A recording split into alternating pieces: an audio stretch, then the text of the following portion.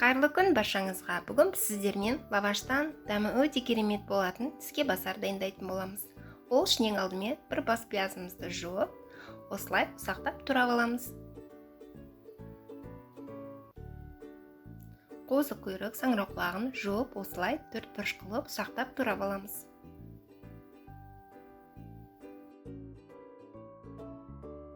Турап дайындап алған соң, табамызды қыздырып, 5-6 қасық сұйық май құйып қыздырып, ең алдымен саңырауқұлағымызды салып қуырамыз.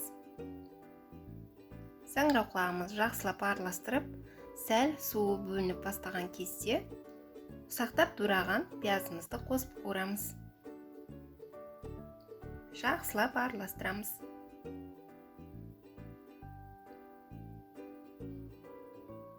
Тұз, кориандр және паприка қосамыз.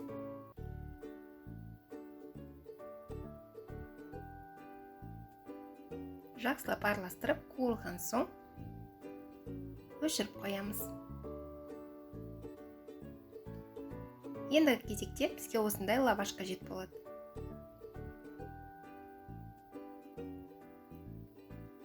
Ортасын бөліп, екі қабаттап осындай кульок жасаймыз. Кульокты осындай тіс шұқығышпен түйреп қоямыз, яғни зубочисткамен. Екі қабаттамай, бір қабаттап орасаңыздар да болады.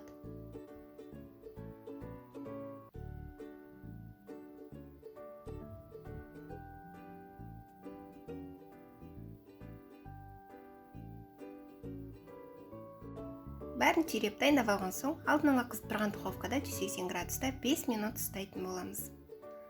Ендігі екінші салмамызды дайындаймыз. Бұған да бір бас пиязымызды ұсақтап тураймыз. Және тауықтың төс етін ұсақтап тураймыз.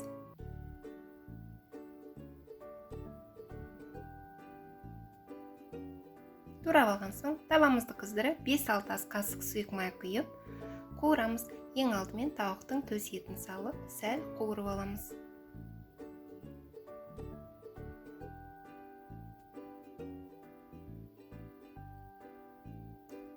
Тураған пиязымызды қосып, жақсылап араластырамыз. Тұз, кориандр және куркума қосып, жақсылап араластырамыз.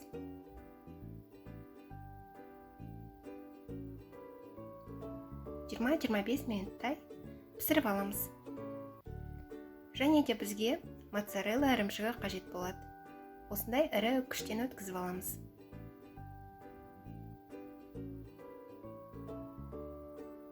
Лаваштарымыз пісті, салқындады. Осындай зубочисткаларымызды шығарып аламыз.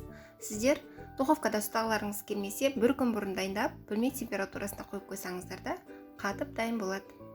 Осындай кольцо қажет болады, болмаса өздеріңізге ыңғайлы любой форма пайдалансаңыздар болады. Саңырауқұлағымыздан саламыз. Бетіне ірімшік қоямыз.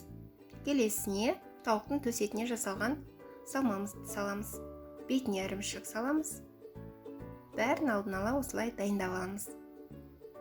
Дайындағандарымызды жаңағы кольцомызға салып аламыз. Қызып тұрған духовкада 180 градуста 5 минуттай ұстаймыз. Ірімшігіміз ерісе болды.